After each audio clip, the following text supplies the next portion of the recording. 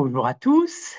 L'entreprise a su se doter d'un outil de production d'une part et trouver les financements assortis d'autre part, et ça se lit dans un bilan à la création ou au bout d'un an. Aujourd'hui, on va voir au bout d'un an ce qui s'est passé, et ça se lit plus dans le compte de résultats. La saga donne plein d'exemples, d'illustrations, et là, on va suivre un petit peu la structure de ces documents.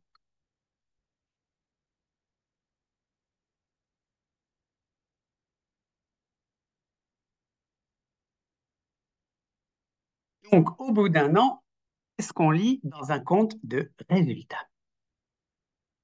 À nouveau, c'est un document soit en liste avec des plus et des moins, soit en colonne avec ce qui a enrichi l'entreprise d'un côté et puis ce qui l'a, on pourrait dire, appauvri de l'autre.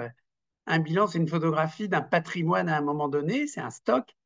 Un compte de résultats, c'est un flux de choses qui enrichissent ou appauvrissent l'entreprise.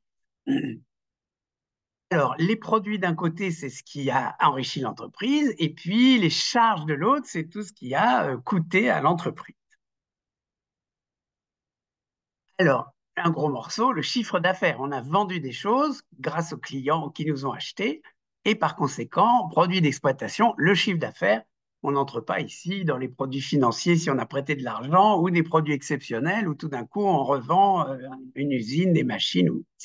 Donc, le produit par excellence, c'est le chiffre d'affaires de l'entreprise apporté par ses clients. De l'autre côté, charge, eh bien, il y a tout ce qu'on a acheté aux fournisseurs et qu'il faut leur payer. Ce sont les consommations intermédiaires qu'il faut payer aux fournisseurs. Bien entendu, les gens ont travaillé et il faut leur verser des salaires, donc la masse salariale, gros morceau des charges au compte de résultats, gros morceau avec celui des fournisseurs. Soit je fais à l'intérieur mes travailleurs, soit je fais faire à l'extérieur mes fournisseurs. Si je me suis endetté, on avait vu la dernière fois qu'il y avait des prêteurs qui comptaient sur des intérêts qu'on leur verse. Et bien entendu, on verra toutes les prochaines fois, tous les modules suivants sont consacrés à cela, que l'État attend cette création de richesse pour prélever des impôts multiples sur la valeur ajoutée, sur le bénéfice, etc. Et enfin, en bas de tableau, et c'est pour ça que ça s'appelle un compte de résultat, il y a le résultat net. S'il est positif, il est du côté des charges et il sera appelé profit. Et s'il est négatif, il sera du côté des produits. Mais ça veut dire qu'on n'a pas assez, qu'il faudrait presque en rajouter. Et ça s'appelle une perte. On voit bien qui a contribué à quoi. Les clients ont fait gagner de l'argent et après, on dépense cet argent à payer ses fournisseurs, payer ses travailleurs, payer éventuellement ses prêteurs, verser des impôts, cotisations à l'État et, s'il en reste, le propriétaire sera le destinataire du résultat net, perte ou profit. Une notion très importante qu'on reverra souvent par la suite, le chiffre d'affaires moins les consommations intermédiaires constitue ce qu'on appelle la valeur ajoutée. Regardons tout de suite le tableau de tout à l'heure en simplifié. Si j'ai un chiffre d'affaires et que je retire les consommations intermédiaires dues aux fournisseurs, je me retrouve avec la richesse vraiment créée par l'entreprise par elle-même, en dehors de ses fournisseurs. Donc, c'est le chiffre d'affaires qui inclut les fournisseurs, c'est la valeur ajoutée. Valeur ajoutée, chiffre d'affaires moins consommation intermédiaire. Cette valeur ajoutée sert à deux choses principales, payer les salaires aux travailleurs et payer le résultat net aux propriétaires. C'est le fameux partage capital-travail ou salaire-profit, comme on l'appelle quelquefois, la répartition de la valeur ajoutée entre les deux grands acteurs internes que sont les travailleurs et les propriétaires. De ce fait, une fois que tout le monde a été payé, le propriétaire a bien été le destinataire du résultat net. Alors, en général, le résultat net, s'il est négatif, personne ne voudra prendre sa place et on sera bien content de ne pas être à sa place. En revanche, s'il est positif, tout le monde aimerait pouvoir venir reprendre quelque chose par-dessus. Enfin, a priori, c'est plutôt pour lui. Il peut en faire deux choses. Soit le réinvestir dans l'entreprise, ce qui permet d'autofinancer l'entreprise, sans tour de table nouveau, sans endettement nouveau, avec le profit qu'on réinvestit dans l'entreprise, qui est mis en réserve. Et puis l'autre côté, l'autre possibilité, on peut doser les deux d'ailleurs, c'est de distribuer au propriétaire tout ou partie de ce profit, la partie qui n'aurait pas été réinvestie dans l'entreprise. Dans une société anonyme, on parle d'actionnaires et on parle à ce moment-là de distribuer des dividendes aux actionnaires dès lors qu'ils n'ont pas voulu réinjecter euh, le profit dans l'entreprise. On s'aperçoit en définitive que le propriétaire est premier arrivé, il apporte les fonds propres, et dernier servi, il attend que les autres soient payés pour toucher le résultat perte ou profit. Le travailleur, la plupart du temps, arrive en deuxième, il apporte son travail une fois que l'outil de production est là pour pouvoir travailler, et il se verra verser des salaires en contrepartie de son travail. Mais encore faut-il que le troisième et dernier arrivé, mais le plus important peut-être des trois finalement, apprécie les produits qu'on a pu lui proposer, biens ou services, et que les achetants, cela permet à l'entreprise de réaliser le fameux chiffre d'affaires qui lui-même permettra de payer les salaires et les résultats aux deux autres. Alors, un petit bonus, si vous avez la patience de suivre un exemple très simplifié, compte de résultats très simplifié, il n'y a que le chiffre d'affaires des clients, puis les salaires des travailleurs, puis les profits des propriétaires. Il n'y a même plus de fournisseurs, d'État, etc. Période 1, 1000 unités vendues à 3 euros chacune, 3000 de chiffre d'affaires. 400 heures rémunérées 5 euros de l'heure, 2000 euros de chiffre d'affaires, pardon, de salaire. 3000 moins 2000 égale 1000 de résultat net. Période 1. Période 2, 2000 unités vendues 2 euros chacune, 4000 de chiffre d'affaires. 300 heures payées 8 euros chacune, 2400 de masse salariale. 4000 de chiffre d'affaires moins 2400 de masse salariale, 1600 de profit. C'est tout à fait extraordinaire puisque tout le monde y gagne. On vend plus de produits à plus de clients et en plus c'est moins cher chaque produit pour les clients, magnifique pour les clients. On travaille moins qu'avant et on est mieux payé de l'heure qu'avant, donc magnifique pour les salariés. Et les profits augmentent aussi, donc tout le monde est content, c'est formidable. Rappelons qu'après tout, sans ironie, c'est le but d'une entreprise de satisfaire tout le monde.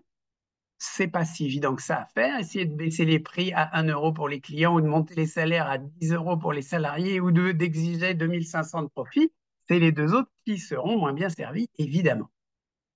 Par conséquent, comment a-t-on pu arriver à une chose aussi miraculeuse? Eh bien, regardons surtout qu'on a réussi à fabriquer plus, on est passé de 1000 à 2000 unités, en travaillant moins, on est passé de 400 à 300 heures. Donc, on a fait ce qu'on appelle des gains de productivité, et c'est ça la source d'un surplus qui peut être partagé ensuite par les trois.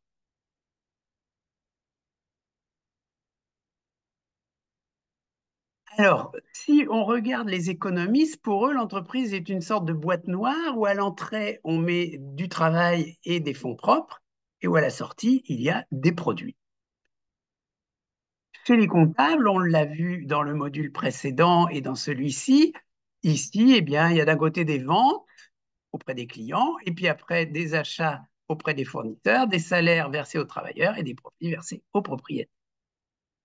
Si on est chez les organisateurs, ben, les clients, c'est plutôt les commerciaux qui s'occupent d'eux, les travailleurs, c'est plutôt les fonctions production, etc. en interne. Et enfin, les propriétaires sont plutôt chouchoutés par les DAF, directions administratives, financières, etc. Chez les gestionnaires classiques, ben, le premier arrivé, c'est le propriétaire, le deuxième arrivé, c'est le travailleur, et enfin, il va falloir écouler ça vers des clients. Chez les gestionnaires modernes, c'est une sorte de pyramide inversée. Le client est roi, le travailleur est à son service en lui faisant de la qualité, et le propriétaire met à disposition du travailleur des bons outils pour que le client soit bien servi. Chez les sociologues, il y a une sorte de triade où finalement tout le monde est important puisque les propriétaires apportent l'outil de production, les travailleurs apportent leurs compétences et les clients achètent les produits, ce qui couvre à la fois les frais outils de production et les rémunérations de compétences. Si on repart de 3 à 6 parties prenantes de l'entreprise, on aura une vision à peu près complète que la saga décrit très bien, avec les clients qui, grâce à eux, on a le chiffre d'affaires et on leur livre des produits. Le travailleur, bah, il apporte son travail, on lui verse des salaires. Le propriétaire, il apporte les fonds propres, on lui verse le résultat net. Les prêteurs, ils apportent l'endettement, on leur verse des intérêts et il faudra leur donner le montant de la dette. Les fournisseurs apportent les consommations intermédiaires et sont payés pour cela. Et les pouvoirs publics apportent les infrastructures et les protections sociales contre des impôts et des cotisations qui vont faire l'objet de tous les modules suivants de la saga de l'économie. On voit qu'on a 6 parties prenantes avec des contributions et rétributions chacun. Si on en ajoute un septième, il faudrait prendre en septième le concurrent, mais ce n'est pas vraiment un partie prenante parce qu'on aimerait mieux qu'il ne soit pas là finalement, puisqu'il prend les mêmes clients ou les mêmes travailleurs ou les mêmes fonds propres que l'entreprise en question. Et puis si on veut rajouter même encore un autre, c'est l'entrepreneur parce qu'il prend entre. Il fait en sorte que chacun soit relié aux autres. Qu'est-ce qu'un entrepreneur? Grand mystère, grand débat chez les économistes. Pour finir, ben, l'entreprise est l'objet d'enjeux très, très débattus parce que si elle manipule le consommateur, qu'elle exploite le travailleur, qu'elle gaspille les ressources, qu'elle échappe aux États, qu'elle pollue la planète, on va la dénoncer comme prédatrice. Mais si elle sert les clients, qu'elle emploie des compétences, qu'elle crée de la richesse, qu'elle a une responsabilité sociale et qu'elle contribue au développement durable, on la dira créatrice. Et il est préférable qu'elle soit mieux créatrice qu'un peu prédatrice, bien entendu. Elle y arrivera finalement, et la solution est bien celle-là, si chaque partie prenante apporte moins qu'il ne reçoit, et il va s'estimer gagnant. Elle est créatrice, donc si chaque partie prenante apporte plus qu'il n'a apporté.